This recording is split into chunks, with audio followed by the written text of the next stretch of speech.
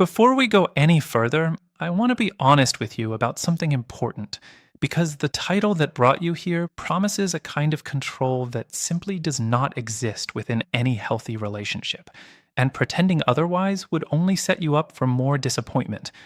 You cannot make another person commit. You cannot force security into someone else's nervous system through the right words or the right technique. What you can do, and what we are going to spend considerable time exploring together, is understand exactly what conditions allow genuine commitment to develop naturally, conditions that either exist within a relationship or do not, and conditions that ultimately depend far more on your own behavior and boundaries than on any clever strategy aimed at controlling someone else's psychology. Let's begin with why the premise of forcing commitment fails so consistently, because understanding this failure protects you from wasting considerable time and emotional energy pursuing something that was never actually achievable in the first place. Commitment, genuine and lasting, requires internal safety within the person making that commitment, safety that cannot be manufactured externally through technique or persuasion. Attempting to produce this safety through strategy, through calculated behavior designed specifically to trigger a particular response, tends to produce, at best, temporary compliance rather than genuine internalized security. This temporary compliance typically dissolves the moment the specific strategy stops being applied, revealing that nothing genuine actually developed underneath the surface performance. Let's talk about what genuinely does influence whether someone with avoidant patterns eventually develops greater capacity for commitment, because this influence exists, even though it operates considerably differently than manipulation or persuasion ever could. The single most powerful influence available to you involves consistently modeling exactly the kind of secure, stable presence that avoidant nervous systems have typically learned to distrust. This modeling cannot be performed strategically without eventually being detected as performance. It must be genuine, an authentic reflection of your own internal stability, developed independently of whether it produces the specific response you might be hoping for. Let's talk about what this genuine stability actually requires you to develop within yourself, because this represents considerably more demanding work than simply learning the right things to say or do. This stability requires releasing your own anxious need for reassurance, developing genuine internal security that does not depend entirely on their consistent behavior in order to remain intact. It requires tolerating uncertainty without demanding immediate resolution, allowing their own process to unfold at whatever pace their genuine internal development actually requires, rather than at the pace your own anxiety might prefer. It requires maintaining firm boundaries around your own treatment, refusing to accept inconsistency indefinitely, regardless of how much genuine care and patience you continue extending. Let's talk about why this internal stability, developed within yourself rather than performed strategically, tends to produce genuinely different results than manipulation ever could. Avoidant nervous systems are remarkably attuned to detecting inauthenticity, precisely because they have often developed considerable sensitivity to relational threat throughout their own formative experiences. Performed calm, strategic patience deployed specifically to produce a desired outcome tends to register, even if only subconsciously, as another form of pressure or demand, precisely the kind of dynamic avoidant defenses are specifically designed to detect and resist.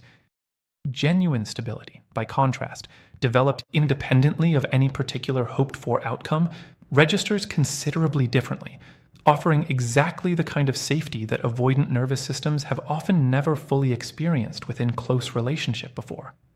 Let's talk about what consistency specifically requires from you throughout this process.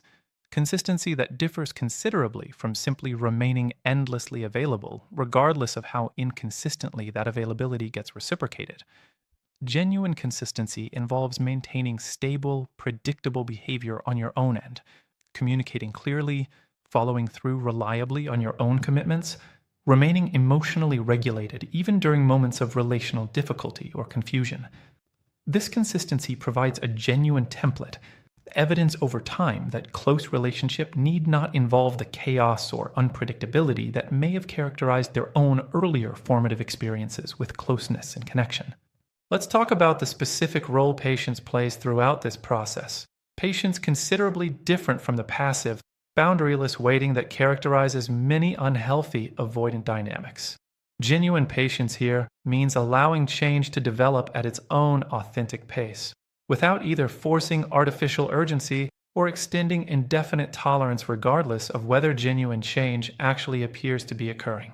This patience requires ongoing honest assessment, continued observation of whether genuine movement toward greater security and consistency is actually developing, rather than simply hoping indefinitely that eventual change will someday arrive without any accompanying evidence that it genuinely is.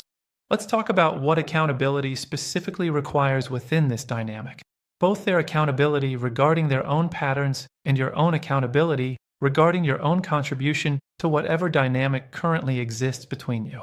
Genuine progress toward greater commitment typically requires their willingness to examine their own patterns honestly, ideally through direct conversation, sometimes through professional support, developing genuine understanding of where their avoidant patterns originated and how those patterns continue affecting their capacity for closeness. Your own accountability involves honestly examining whether your own patterns, perhaps anxious pursuit, perhaps difficulty maintaining boundaries, might be inadvertently reinforcing the very dynamic you hope to see change. Let's talk about the specific danger of overfunctioning within this relationship, taking on disproportionate responsibility for managing both your own emotional experience and theirs, essentially working hard enough for both people in an attempt to compensate for their reduced capacity for consistency and vulnerability. This overfunctioning, however well-intentioned, typically prevents rather than promotes genuine growth, because it removes the natural consequences and natural discomfort that might otherwise motivate them toward doing their own necessary internal work. Genuine growth typically requires some degree of discomfort your continued overfunctioning inadvertently shields them from experiencing. Let's talk about what healthy boundaries specifically look like within this context. Boundaries that protect your own well-being while simultaneously creating exactly the kind of conditions that allow genuine growth to become possible on their end. This might involve clearly communicating what specific behaviors you are and are not willing to continue tolerating, following through consistently on those stated boundaries regardless of how uncomfortable maintaining them proves in any particular moment. This might involve stepping back from relationships that show no genuine evidence of movement toward greater consistency despite considerable time and considerable communication regarding your own needs. Let's talk about what genuine evidence of authentic movement toward commitment actually looks like. Evidence worth watching for is validation that your continued patience and continued modeling of healthy relational behavior might genuinely be contributing to meaningful change. This evidence includes increasing initiative on their part toward communication and repair, rather than continued reliance on you to manage every difficult conversation. It includes increasing tolerance for vulnerability, both expressing their own and witnessing yours without immediate retreat or deflection. It includes increasing consistency that persists during ordinary, uneventful periods rather than only appearing during moments of crisis or threatened loss. Let's talk about what happens if this evidence never genuinely materializes despite considerable time and considerable effort on your part toward modeling exactly the kind of healthy, secure presence discussed throughout this entire conversation. This outcome deserves honest, direct acknowledgement rather than continued hopeful denial. Some individuals, despite considerable exposure to genuinely healthy relational modeling, simply do not develop the internal capacity for consistent commitment, at least not within the timeline or the specific relationship in question. Recognizing this possibility and honoring the genuine limits of your own patience should this outcome become apparent represents equally important wisdom alongside everything else discussed throughout this entire conversation. Let's talk about what remains true, regardless of whether this specific relationship ultimately develops into the secure, consistent partnership you might be hoping for.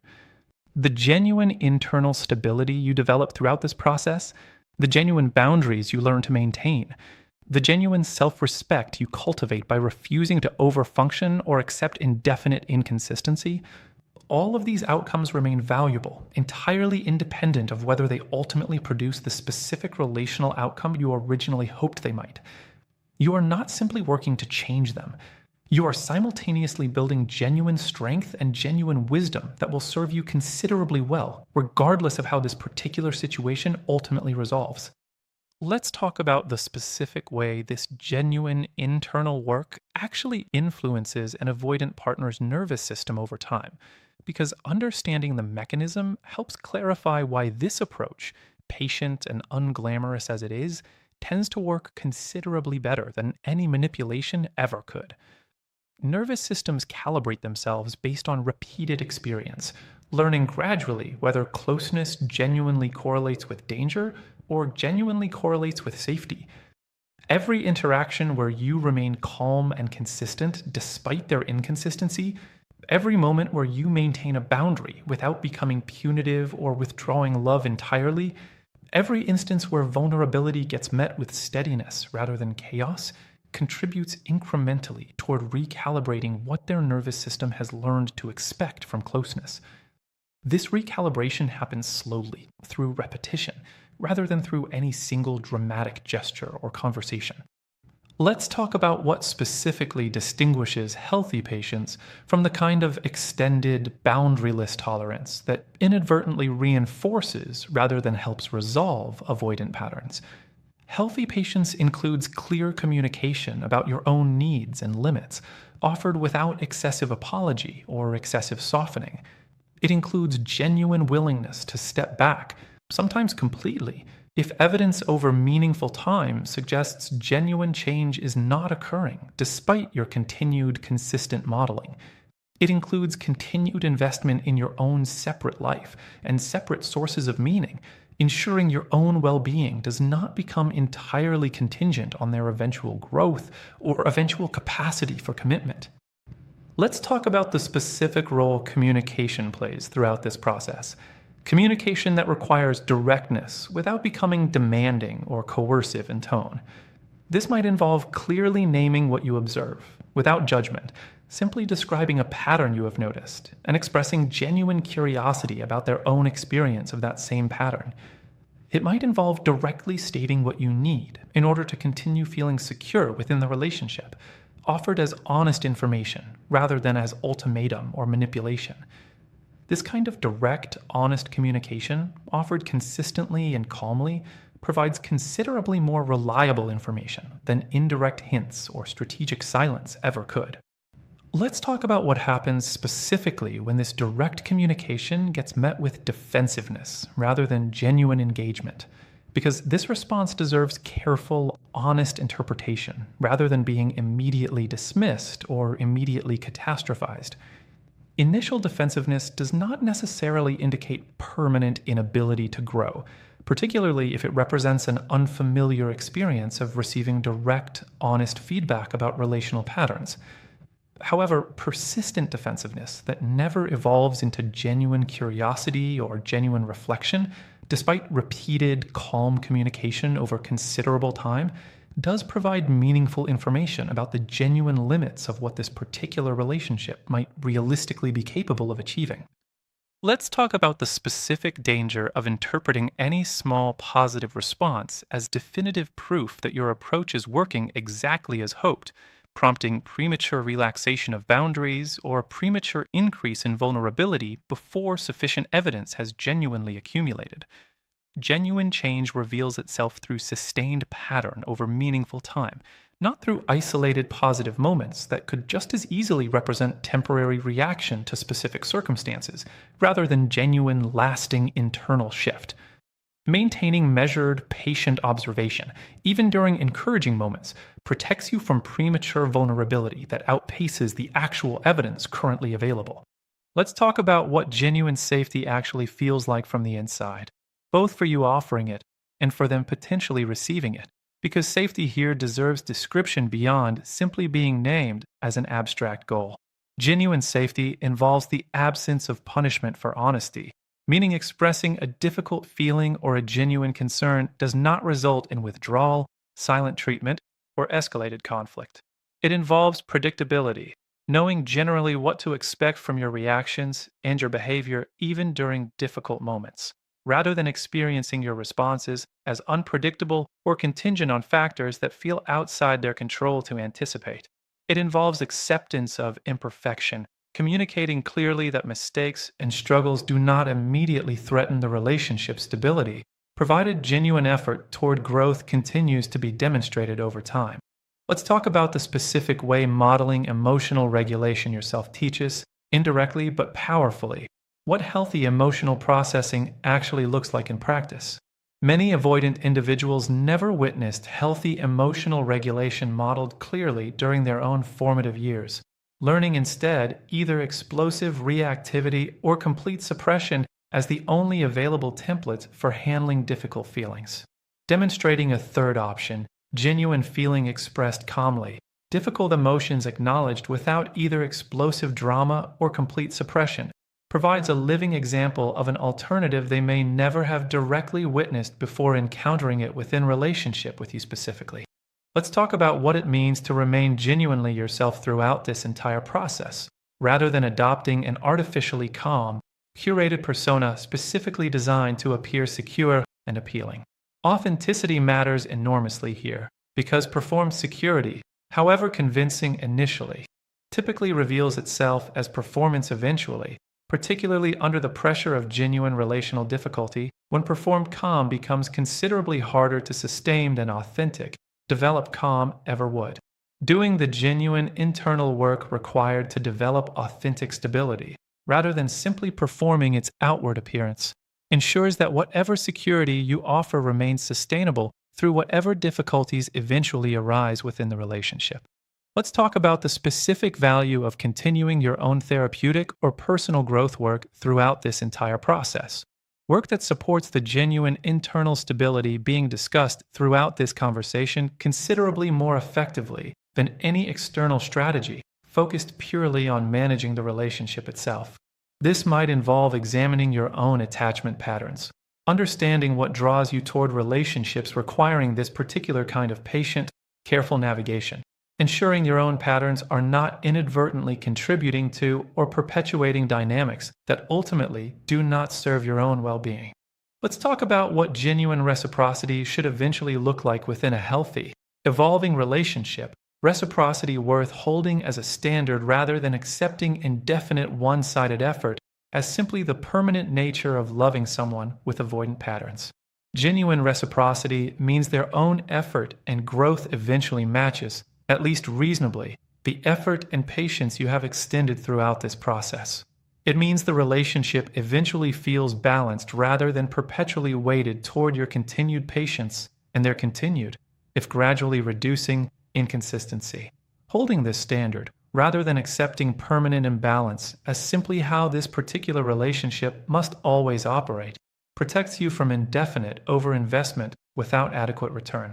Let's talk about what a realistic timeline for genuine change actually tends to look like, because unrealistic expectations here often produce either premature discouragement or, alternatively, indefinite tolerance of insufficient progress extended far longer than genuinely warranted. Meaningful shifts in deeply ingrained attachment patterns typically require considerable time, often measured in many months rather than weeks, sometimes extending across several years for more significant, comprehensive change. This does not mean every relationship should be given unlimited time regardless of evidence, but it does mean expecting rapid, dramatic transformation within a matter of weeks sets an unrealistic standard that even genuine, committed internal work would struggle to meet. Let's talk about the specific markers worth tracking over this extended timeline, providing more reliable data than relying purely on subjective impression or memory alone. Consider keeping honest, periodic reflection, whether through journaling or simply through regular, honest conversation with a trusted friend, noting specific instances of increased initiative, increased vulnerability tolerance, increased consistency, or conversely, continued absence of these qualities, despite considerable time having passed. This kind of periodic, honest tracking protects against both premature pessimism that dismisses genuine gradual progress too quickly, and premature optimism that overlooks a genuine lack of meaningful movement over an extended period. Let's talk about what happens specifically when genuine progress does become evident through this kind of careful tracking. Evidence worth celebrating appropriately, without either minimizing its significance or treating it as complete, finished transformation requiring no further continued effort or observation. Genuine progress deserves acknowledgement, ideally communicated directly, letting them know specifically what you have noticed and why it matters to you, reinforcing the continued value of whatever internal work they have been doing. This acknowledgement supports continued motivation without requiring you to pretend the relationship has already achieved complete, permanent security before that security has actually been fully established and sustained. Let's talk about what it means to maintain hope throughout this extended process, without that hope becoming detached from the actual evidence you continue observing. Grounded hope remains connected to what is genuinely occurring, strengthening as genuine evidence accumulates, tempering appropriately when evidence remains scarce or inconsistent, despite considerable time having passed. This kind of grounded, evidence based hope protects you from the two most common pitfalls within relationships requiring this kind of patient navigation: premature abandonment of genuine progress and indefinite continuation of hope entirely disconnected from actual observed reality. Let's talk about what ultimately determines whether this entire process, patient, consistent modeling of healthy relational behavior over considerable time, proves successful in producing the genuine commitment you might be hoping for. Success here depends considerably on factors outside your control: their own genuine willingness and genuine capacity to do the internal work required. Factors that your consistent modeling can support and encourage, but never guarantee or control directly. Understanding this limitation from the outset protects you from feeling personally responsible for an outcome that ultimately depends on choices only they can make, regardless of how skillfully or how patiently you navigate your own role throughout this entire extended process. Let's talk about the specific way your own healing and growth throughout this process benefits you regardless of whether it ultimately produces the specific relational outcome you originally hoped for. The genuine internal stability you develop, learning to regulate your own emotions without depending entirely on external reassurance, learning to maintain boundaries even under pressure, learning to offer patience without abandoning self respect. These represent permanent, transferable skills that serve you considerably well across every future relationship and every future circumstance requiring similar emotional maturity, entirely independent of this specific relationship's ultimate trajectory. Let's talk about what it means to release attachment to a specific timeline or a specific outcome, while still remaining genuinely engaged and genuinely hopeful throughout the process itself. This release does not mean becoming indifferent to the outcome, or pretending you do not genuinely care how this situation eventually resolves. It means holding that caring alongside genuine acceptance that the ultimate outcome remains, to a significant degree, outside your direct control, protecting your own peace from becoming entirely contingent on an outcome you cannot fully determine through your own effort alone, however consistent or however patient that effort continues to be. Let's talk about the specific warning signs worth taking seriously throughout this extended process. Signs that would suggest continued patient investment has stopped serving your own well being, regardless of whatever theoretical possibility for eventual change might still technically remain. These warning signs include your own increasing exhaustion that shows no signs of easing, despite considerable time having passed. They include a growing sense that your own identity and your own life have become excessively organized around managing this particular relationship's difficulties. They include persistent absence of even small, incremental positive change, despite consistent, patient modeling extended over many months or longer. Let's talk about what it means to honor these warning signs when they genuinely appear, rather than continuing to extend patience indefinitely, simply because theoretical possibility for eventual change technically still remains available. Honoring these signs might mean stepping back considerably, reducing your investment while still remaining open to genuine change should it eventually develop. It might mean ending the relationship entirely, recognizing that your own continued well being matters more than an indefinite, open ended commitment to a process that has not produced sufficient evidence of genuine, meaningful progress, despite considerable patient effort already invested. Let's talk, finally, about what genuine success actually looks like throughout this entire process. Success that extends beyond simply whether the specific relational outcome you originally hoped for eventually materializes. Genuine success includes your own demonstrated capacity for patient, consistent, emotionally regulated presence, regardless of whether that presence ultimately produces the specific commitment you are hoping to eventually receive in return. It includes your own protected boundaries, maintained consistently even under pressure. It includes your own continued investment in your own separate life and separate well being throughout the entire process. These outcomes, achieved through your own genuine effort and genuine growth, remain valuable and worth celebrating regardless of whatever specific direction this particular relationship ultimately takes. Let's talk about a specific misconception worth addressing directly: the belief that if you simply find exactly the right combination of patience, understanding, and consistent behavior, any avoidant person will eventually develop full capacity for secure commitment regardless of the severity or origin of their particular patterns. This belief, while understandable given how much hope it offers, does not accurately reflect the genuine complexity involved in attachment-related growth. Some individuals, due to particularly significant early wounding, current life circumstances, or simple lack of genuine readiness or willingness to engage the necessary internal work, may not develop this capacity within any reasonable timeline, regardless of how ideally you model healthy relational behavior throughout the process. Let's talk about what it means to hold both genuine hope and genuine realism simultaneously throughout this process, refusing to let either one completely override the other. Genuine hope acknowledges that change is possible, that many people do develop greater capacity for secure attachment through sustained exposure to healthy relational modeling, combined with their own genuine internal work. Genuine realism acknowledges that this outcome is not guaranteed, that your own effort alone cannot force this outcome into existence, and that protecting your own well-being sometimes requires accepting that a particular person may not be capable of meeting you where genuine partnership actually requires, regardless of how much you might wish that were not the case. Let's talk about the specific value of connecting with others who have navigated similar situations, whether through support groups, trusted friendships, or therapeutic settings specifically focused on attachment-related relationship dynamics.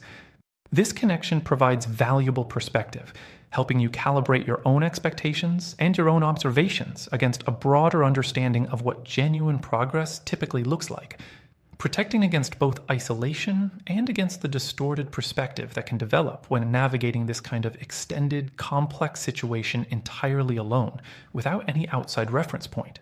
Let's talk about what specific self-care practices deserve particular attention throughout this extended process. Given how demanding sustained patience and sustained emotional regulation genuinely proves to be over considerable time. Regular practices that support your own nervous system regulation, whether through physical movement, mindfulness practice, or simply consistent, adequate rest, help sustain your own capacity for the patient, grounded presence this entire process requires. Neglecting your own basic self-care while focusing intensely on supporting someone else's growth typically proves unsustainable, eventually depleting the very resources this process depends upon you maintaining consistently over time. Let's talk about a final, important distinction worth holding throughout this entire journey: the distinction between waiting for someone and building a life that happens to include waiting as one small part of a much larger, much richer whole. Many people, without fully realizing it, allow the process of patiently supporting an avoidant partner's growth to gradually consume disproportionate space within their own daily existence, until career goals, friendships, personal interests, and physical well-being all become secondary to monitoring this one particular relationship's evolving progress. Reclaiming proportion here matters enormously.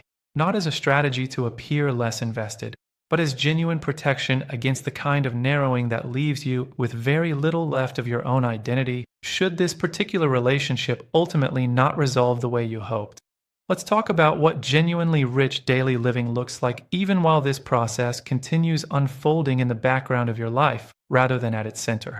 This might involve dedicating real, protected time toward creative pursuits or physical activities that have nothing whatsoever to do with this relationship.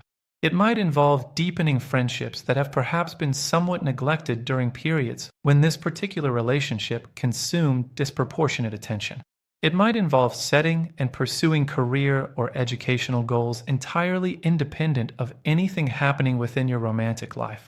Goals that provide their own genuine sense of accomplishment and forward motion regardless of how this specific relationship eventually resolves.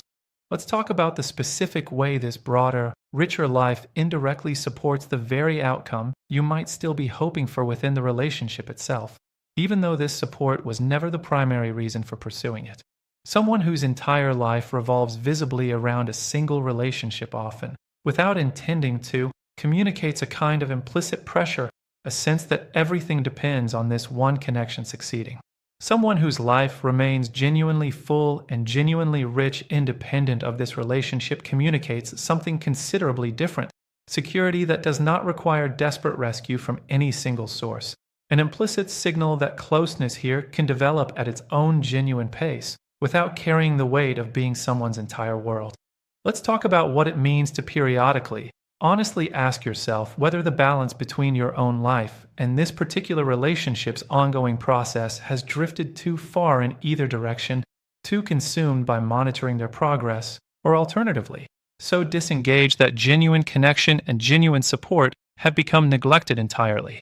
This periodic honest check-in, perhaps monthly, perhaps whenever you notice signs of imbalance beginning to develop, helps maintain the genuine equilibrium that ultimately serves both your own well-being and the healthiest possible conditions for whatever growth might eventually develop within the relationship itself. Let's talk, one final time, about the version of yourself available at the end of this entire process, regardless of its ultimate outcome, a version considerably more grounded, considerably more skilled at emotional regulation, considerably more practiced at maintaining boundaries even under genuine pressure than the version of yourself that began this journey. This growth belongs entirely to you, earned through genuine effort and genuine patience extended throughout a genuinely difficult process, and it remains yours permanently, regardless of whatever specific relational outcome this particular chapter of your life ultimately produces.